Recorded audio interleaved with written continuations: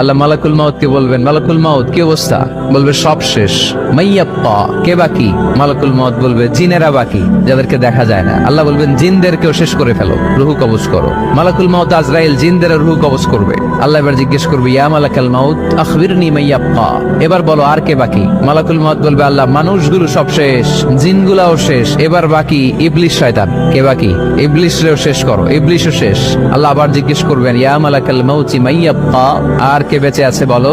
মালাকুল মাউত বলবে, আল্লাহ আপনার কথা অনুযায়ী পৃথিবীর সব মানুষের রূহ কবজ করলাম, সব জিনদের রূহ কবজ করলাম, ইবলিসের রূহ কবজ করলাম, এখন আছে শুধু ফেরেশতা।